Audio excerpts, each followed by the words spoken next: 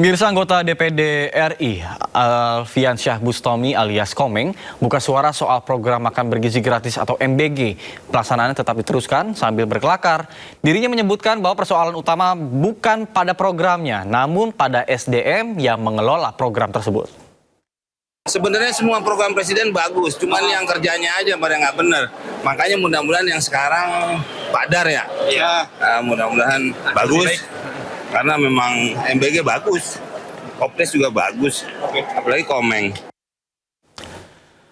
Demi menarik diaspora berprestasi berkontribusi bagi tanah air, Presiden Republik Indonesia Prabowo Subianto mengusulkan adanya kewarganegaraan ganda secara terbatas. Usulan ini disampaikan dalam pidatonya dalam penyampaian RUU APBN tahun 2027 dan nota keuangan di hadapan DPR. Izinkan dui kewarganegaraan bagi talenta-talenta tertentu yang dibutuhkan oleh bangsa Indonesia. Indonesia memiliki jutaan diaspora. Di antara mereka terdapat ilmuwan yang hebat-hebat. Dokter, insinyur, ahli kecerdasan buatan, peneliti, pengusaha, seniman, atlet, terutama pemain bola, profesional kelas dunia.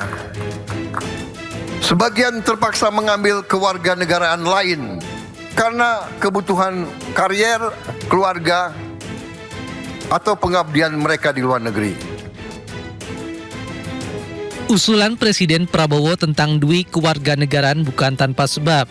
Sejatinya, Indonesia memiliki jutaan diaspora seperti ilmuwan, dokter, insinyur, seniman hingga atlet. Sebagian dari mereka telah mengambil kewarganegaraan negara lain demi mendapatkan kesempatan mengembangkan karir. Melihat hal ini, pemerintah menilai bahwa Indonesia seharusnya tidak memaksa talenta terbaik memilih antara kesempatan berkarya di dunia dan ikatan diaspora dengan tanah air. Karena itu, Prabowo ingin membuka opsi kewarganegaraan ganda secara terbatas bagi individu dengan talenta istimewa yang dapat memberikan sumbangsih bagi kepentingan nasional. Kita tidak boleh memaksa talenta terbaik Indonesia memilih antara kesempatan berkarya di dunia dan ikatan mereka kepada tanah air. Hari ini, pemerintah akan mengajukan kepada sidang yang terhormat ini perubahan undang-undang untuk membuka kewarganegaraan ganda secara terbatas bagi mereka yang memiliki talenta istimewa. Skema ini nantinya tidak berlaku secara umum, melainkan pemerintah akan menentukan secara selektif dengan mempertimbangkan integritas calon penerima, aspek keamanan, kewajiban kepada negara, dan kepentingan nasional. Tim Liputan iNews melaporkan. Beralih ke informasi lainnya, pemirsa, Presiden Prabowo Subianto menyebut bahwa upah buruh harian pengupas bawang sebesar Rp700.000 per kilogram. Pernyataan Presiden ini di sidang tahunan pun viral di media sosial. Hadir bersama kita Ibu Susana dari Kabupaten Bogor. Pidato Presiden Prabowo Subianto dalam sidang tahunan pada Jumat viral di media sosial.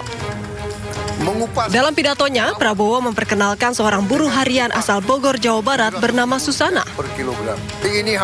Ia disebut sebagai buruh harian pengupas bawang yang mendapatkan upah sebesar Rp700.000 per kilogram.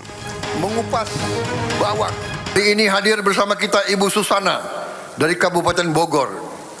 Ia bekerja sebagai buruh harian. Mengupas bawang dengan upah Rp700.000 per kilogram.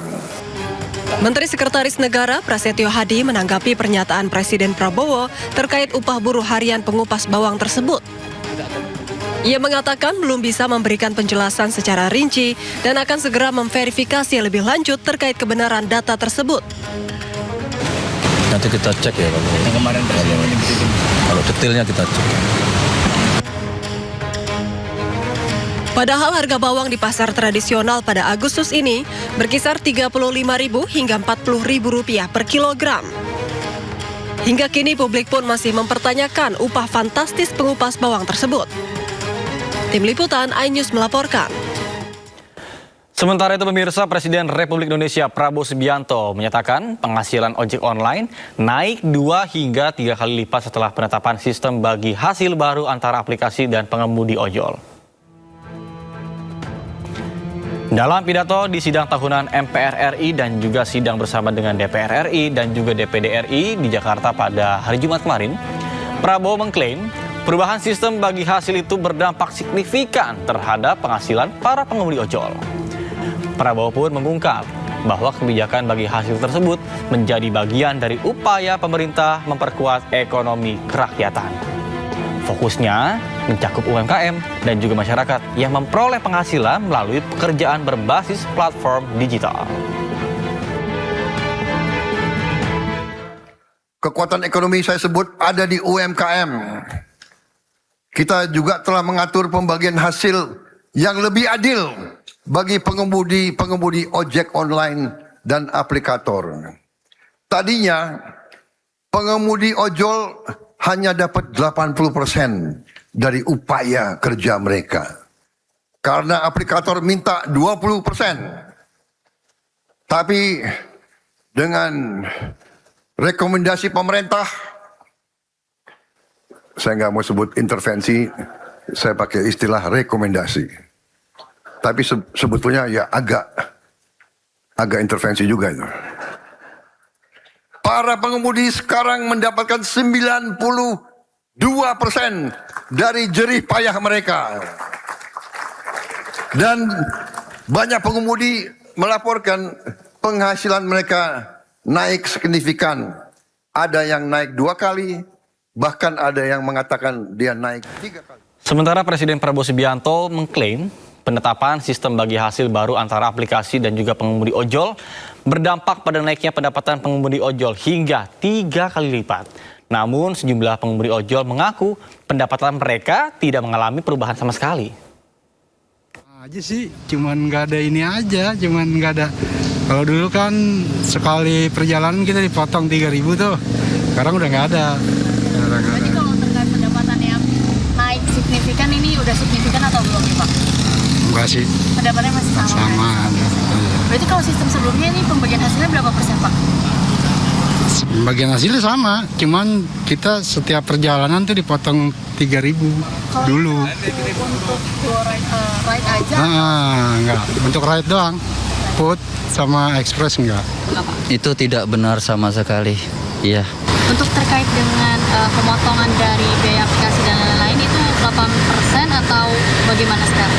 Kalau dibilang 8%, intinya dari argo dari pendapatan yang kita dapat sebelum-sebelumnya itu tidak ada perubahan sama sekali. Kita sebagai driver merasa belum ada perubahan yang signifikan, seakan-akan masih monoton, masih seperti itu aja. Karena potongan yang jelas, potongan aplikasi ini tidak jelas dan tidak transparan. Sedangkan kami driver, kita mau dari argo customer itu langsung dipotong 8%, sudah. Jangan ada jasa layanan, dipotong jasa aplikasi lagi dan lain-lainnya, totalnya jadi itu lebih dari 20%.